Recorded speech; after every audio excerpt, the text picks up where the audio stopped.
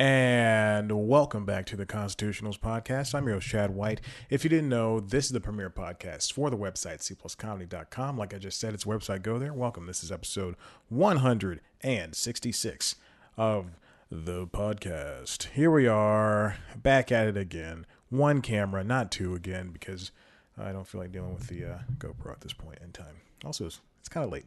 Very, very rare 8 p.m. record for myself. I'm actually 6 minutes late on recording, and I'm actually just now digging up the Google Doc where all this stuff lives.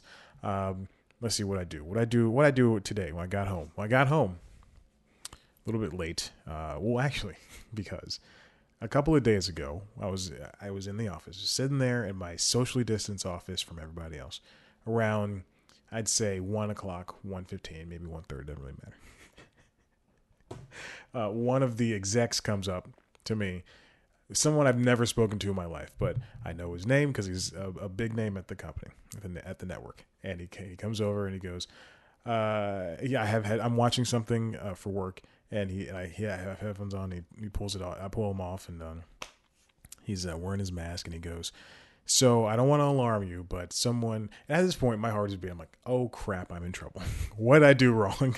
Or they're kicking me out of this office because I have made it my own. And he goes, "I don't want to alarm you, but someone here thinks they're sick, and so they're going to get tested. They're not sure that they have the virus, the COVID-19, but they are going to go get tested. So we're going to be out of the office for the next couple of days. So go ahead, finish up what you're doing, and just leave." So I go, "Oh, great. Thank you for letting me know." I finish I think I was watching a movie or something. I finish it.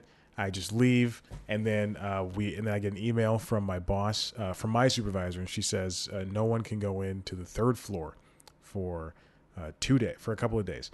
And so the first day I wake up, I work out. I wake up late. I wake up at like 5:30, and I have a day off. I still don't know if I'm getting paid for it. I probably am because I'm salaried. But I have a day off, and I go, what am I going to do today? Luckily, I have a secret writing project that I need to finish. Oh, I finished it already. I think I mentioned this in the last podcast. I was very late. This one's going to be very early.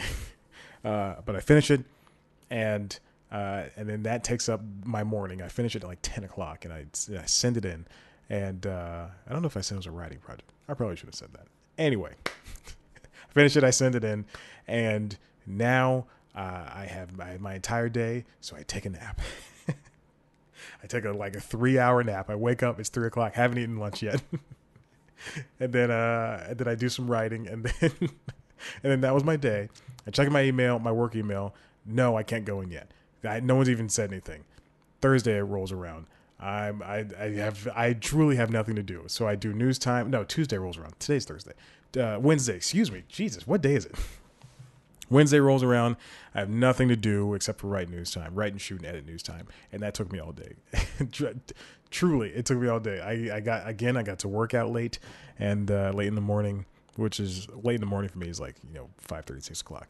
I got to work out late, and then I watched the news a little bit, and then I did some news time stuff, and then took a break, and realized that my iPad is an iPad Pro, and it can hook up to the monitor here, which is the television, and via an HDMI dongle, which I will hold up, that I've had for my laptop computer for this old thing. And so I took a chance yesterday and started watching some Apple TV Plus stuff, and which is just Central Park, which I just watched Central Park.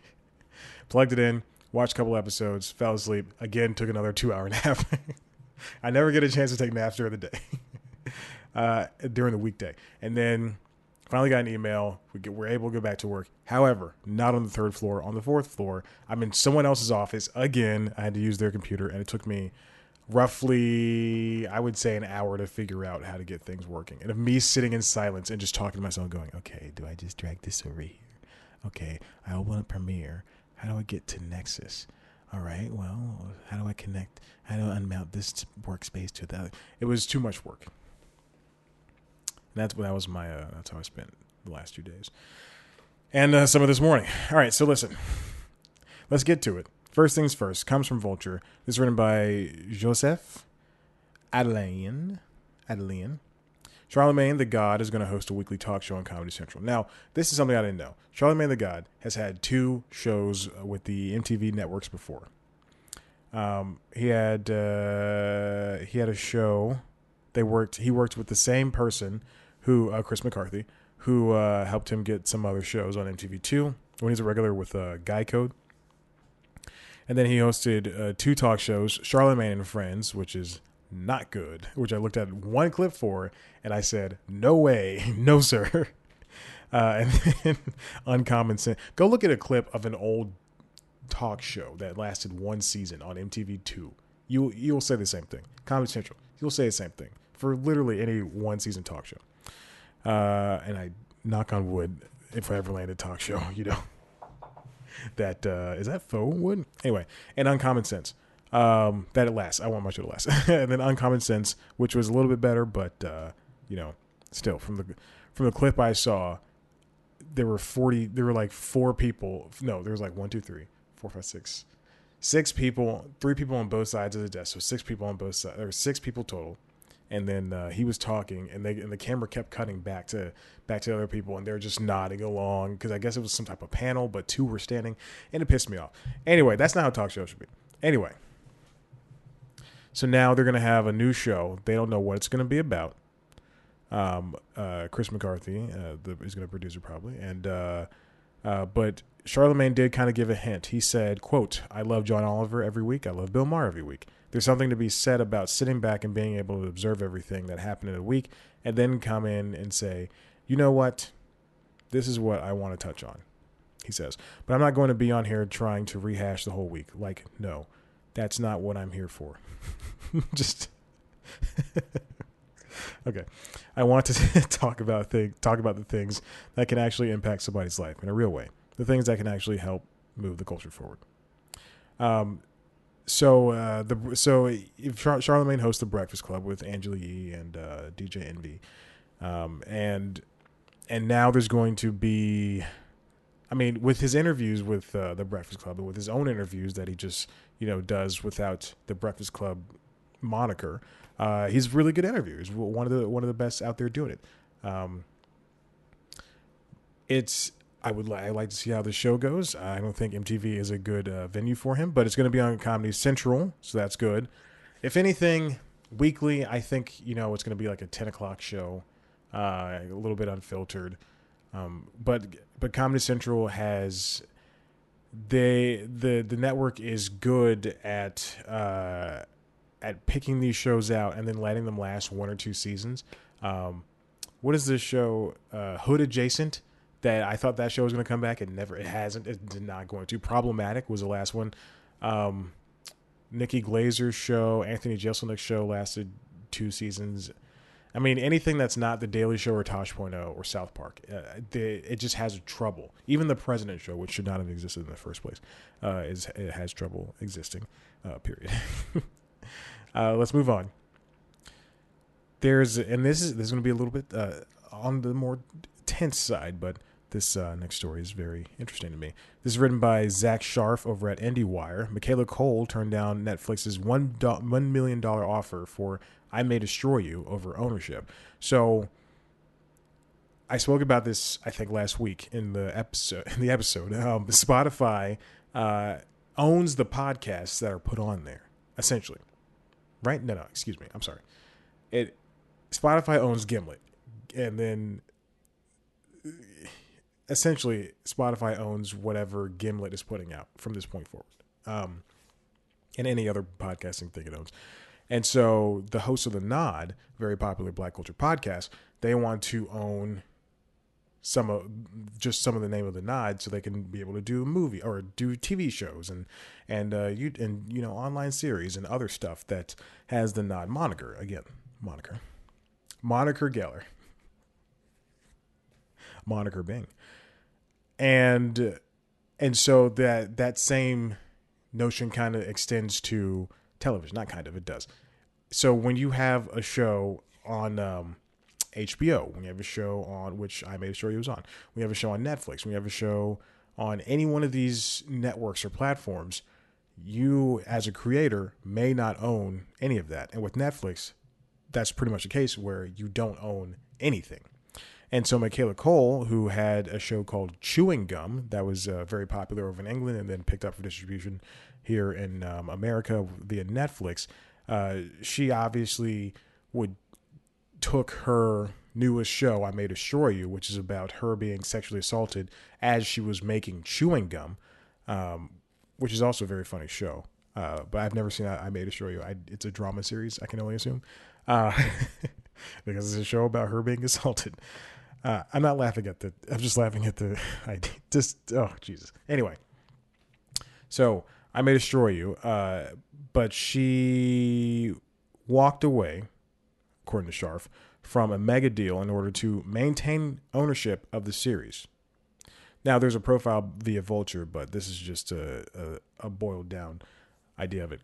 Cole revealed that Netflix made her an offer for I May Destroy You in spring of 2017 worth $1 million. That's not nothing, but in the scheme of things, you'll see. The series is based, blah, blah, blah. Cole wrote all 12 episodes of the series and co-directed 9. She turned down the $1 million offer because they wouldn't allow her to retain any percentage of the copyright. She even ended her relationship with CAA, which is a very big agency. Managers and agents are different. If you don't understand the difference, go watch episodes or BoJack Horseman. Relationship with CAA after it, quote, tried to push her to make the deal with Netflix, since CAA, quote, would be making an undisclosed amount on the back end. Cole told Vulture that she, a senior level development executive at Netflix, in order to retain at least 5% of the copyright. She tried negotiating with that person.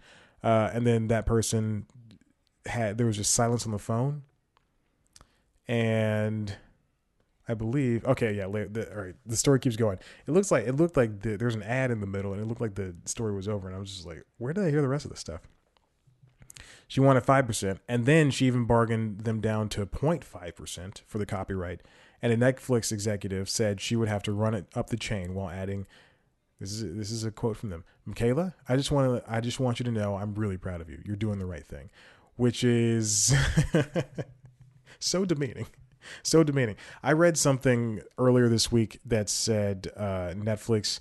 I listened to a podcast, the Reset podcast by Vox, that said Netflix is it's a difficult employer, but when you have the job, you kind of want to keep it, and they kind of treat their people. And this is me gathering this information. They kind of treat their people like they treat their shows. 3 seasons and you're done, which is very true, with the exception of The Crown, which they give 6 seasons to for some reason. They love them some white shows. So Netflix, again, I will give you any show you want. I got so many ideas. I got a movie. I got several movies. 2 that are written. So yeah, when you are a creator, you want to be able to own some type of have some ownership on these things, on these projects. And it is a shame that Netflix wants to, while establishing themselves as this big distributor and force in the entertainment industry, it's still a monster business when it comes down to it. And do they really care about the creator? Like, yeah, you can make whatever show you want. Like, they can give you 0 notes, but in the end, is it worth it to be part of the spotlight for 5 minutes? And if you're not Stranger Things, then, and I mean, that's not saying that everything has to be Stranger Things. Everything has to be To All the Boys I Loved Before and all those other things that are popular on the service. But not everything blows up. It's just like a handful of things. And I think those who are outside of the industry, or even those who, I don't know what I'm saying about that part, but those who are outside of the industry, they see, this thing's doing well on Netflix. This person must make a lot of money, and that's not the case for everything. So there we go. Listen, we're going to take a break. When we come back, we're going to hit the rest of this. Listen, I got a Going to Break song, tune, audio thing. We're going to go to break. Here we go. Let's do it.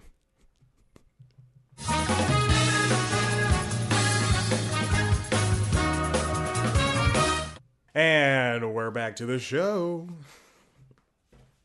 I wasn't sure if I should play that going out of the break or coming into the break or coming in from the break. I cut that yesterday. Isn't it great? 165 episodes in. And I finally have the go to break song. All right, here we go. This next story is about Amazon Fire TV coming from Variety. Excuse me. Oh my gosh. That never happens to me.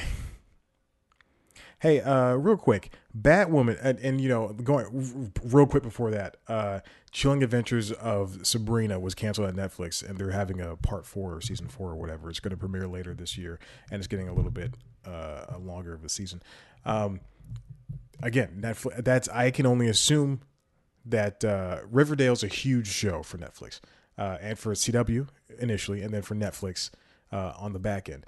I can only assume that Chilling Adventures of Sabrina is a big enough show for them too. Canceling this show seems crazy to me. If that was on CW, I think that, you know, it would still be going on.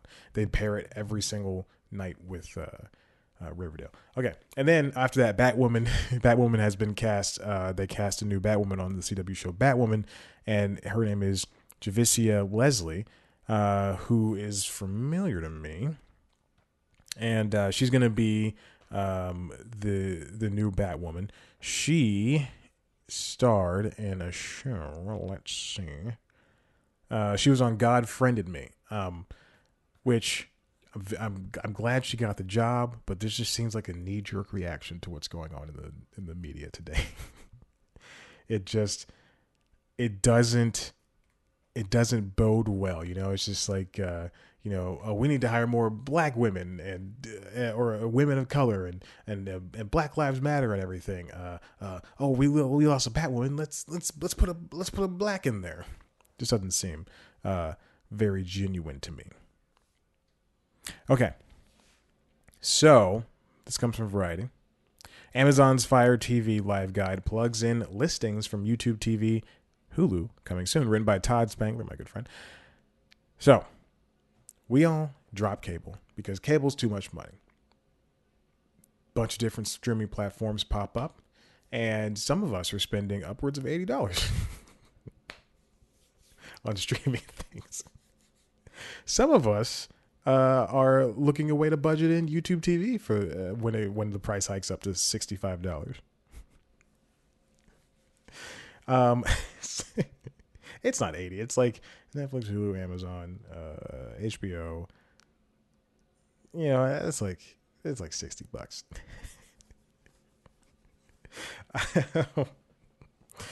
Anyway. And Quibi. God, I'm kidding. Never paid for Quibi. So, but then we have Hulu Live TV and YouTube TV and Sling and not Pluto, the P1, Philo, and the Fubo and the other you know live TV streaming services, and Amazon was rumored to want to release their version of a live TV streaming service. Here's the thing: what if instead of building on what they have now, why don't they just ask everybody else to join it? So Amazon on the app, Amazon Prime Video has the Amazon channels, which is a very interesting thing, and so does Apple TV. Kind of has this as well. But Amazon channels where you can subscribe to HBO and Stars and Showtime and Shudder and all those every other streaming platform essentially within the Amazon Prime Video app. Same thing for Apple TV. You do the same thing. It's all on there, whatever.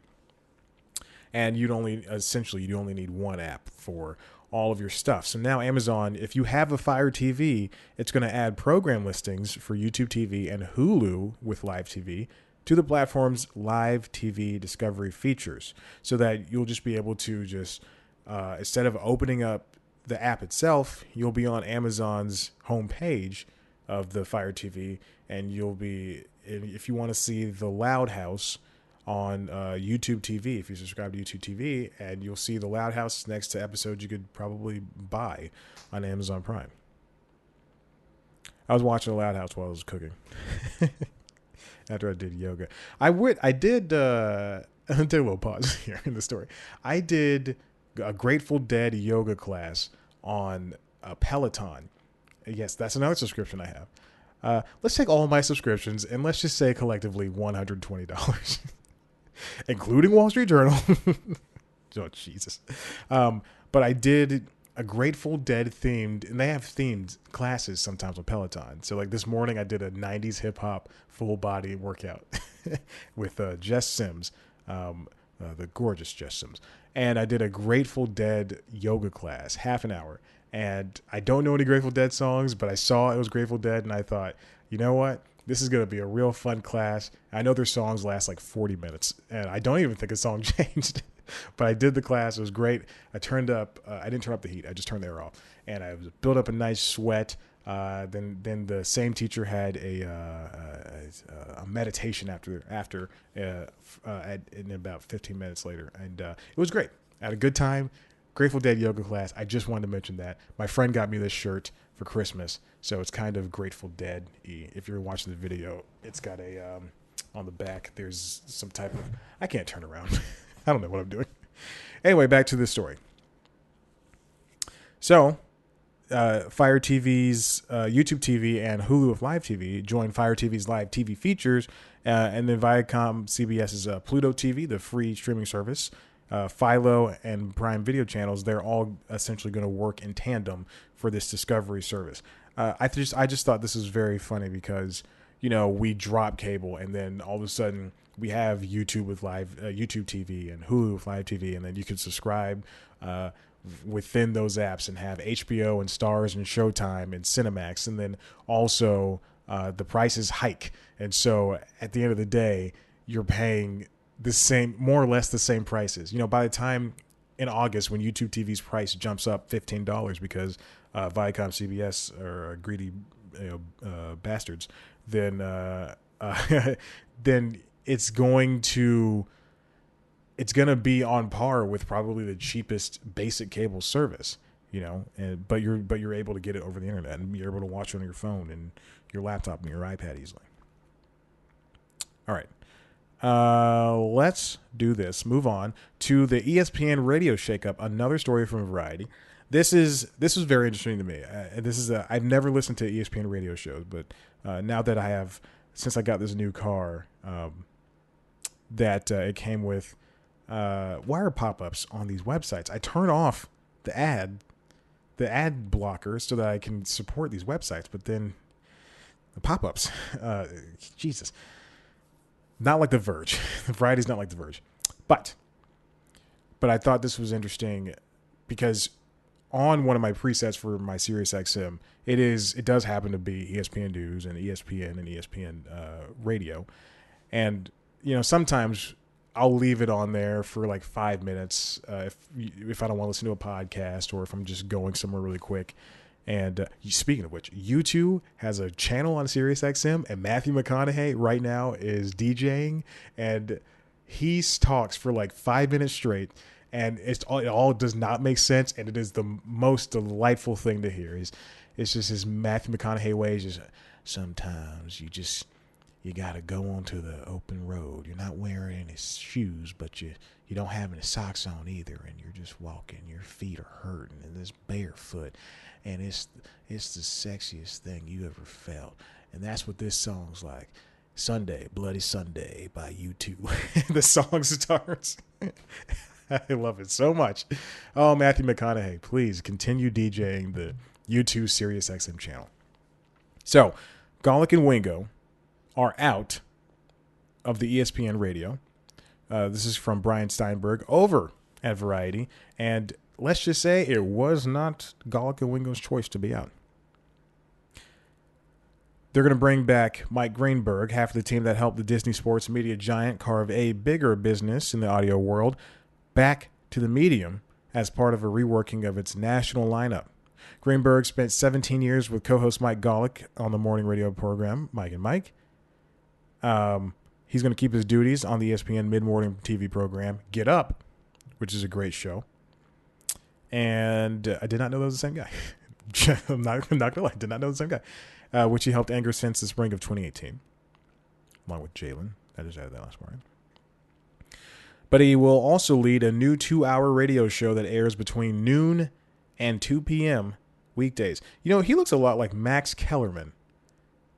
And maybe it's because all white guys look the same to me. But he looks a lot like Max Kellerman. They're the same person, right? His former partner, Mike Golick, will leave mornings along with Trey Wingo, the paired host of their program since November 2017. The new weekday schedule, which kicks off Monday, August 17th, can be heard on Sirius XM and ESPN venues, and then as well as ESPN2 and ESPN News. And apparently during the day, they air ESPN radio shows on ESPN, I believe, News or something like that, or ESPN2. Very strange to me. And then they're going to have a bunch of new shows and everything. And then Dan Le Batard and John Stewart's Weiner will continue the program they have anchored since 2015 between 10 a.m. and noon. This is a big move for Disney, I guess. I don't know. I don't really know the radio bracket, the radio circuit. I don't know. I thought Golick and Wingo was kind of a flagship program for them in the radio side of things. I don't know if it did as well as Mike and Mike, but cool, I guess. I don't know. I don't know why I chose the story, but I thought it was something different. I wonder if this does anything for the company, for the brand, rather. Are they trying to get a younger audience for the radio segment? They air this on television, and ESPN is on in doctors' offices and I assume car dealerships every day. Barbershops. So Dick's Sporting Goods, if they have TVs, who knows? But is this them trying to get a younger, more versatile viewership versus what I think Wingo and Golick were aimed at? Golick and Wingo were aimed at. But on the other hand, you already have the young guys watching. Sorry, I didn't mean to say viewership. I meant to say listenership. But on the other hand, you already have the younger guys watching ESPN all day. So that can only, I don't know. And the new shows they have sound very, very interesting. They have two-time WNBA All-Star Chimmy Ogwumike, who'll be joined by ESPN Radio's Mike Golick Jr. between 4 and 7. And a bunch of other shows that I just...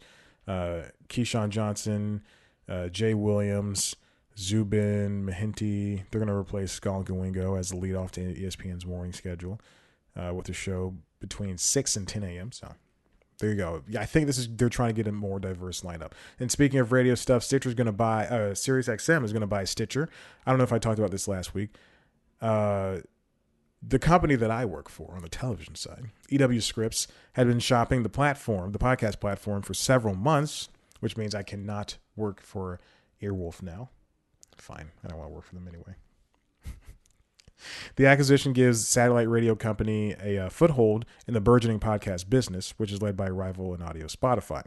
The deal is expected to be announced later this week. The sources said has yet to be announced. So I'm telling you right now, it's Thursday night, 7:35 on 8:35 on July 9th, 2020.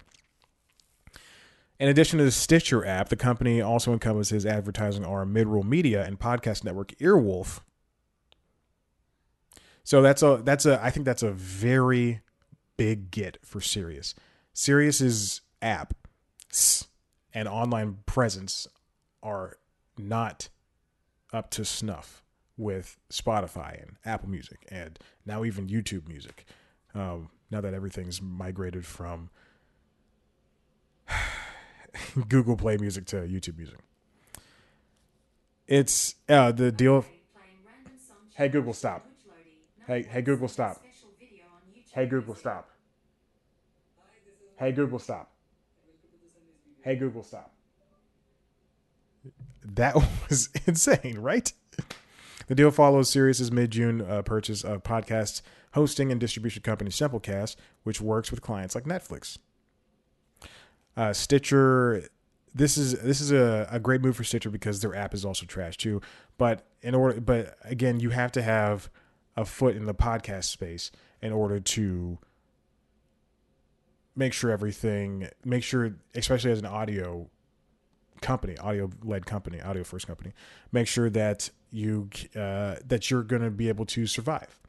Spotify wants to become the one and done place for your audio. So you got to be able to go tit for tat with that. YouTube Music has implemented videos. Spotify's doing the one-stop shop. Apple Music is doing its thing with the personalized radio stations, the human-driven radio stations. So if Sirius is conquered and has been able to stay in the radio space because it is a premium version of radio, and now if it can get a foothold in the podcasting world, then maybe it can continue to dominate in a way that Spotify can't. Spotify's not in your car naturally. Apple Music's not in the car naturally. YouTube Music's not in the car naturally. So maybe maybe Sirius XM is able to get a foothold.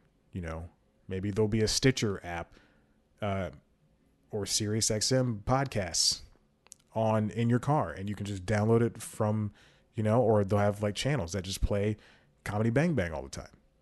Who wants that? People do. Listen, speaking of things you want, if you like the podcast, head on over to the website, cpluscomedy.com, where there will be so many interviews with favorite comedians that you'll go, nice get. If you want to see a video version of the show, head to youtube.com/cpluscomedy, where you'll see me sitting in the shirt on the futon. Battery's dying. The camera's about to turn off, so we'll see what happens so I can knock this out.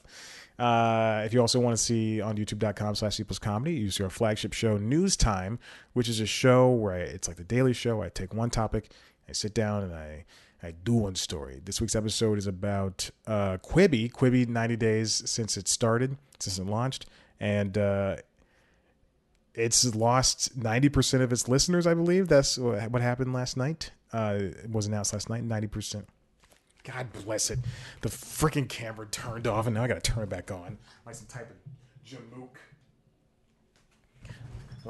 jamook. I knew that was going to happen. 17 minutes in, and the camera turns off on me. All right.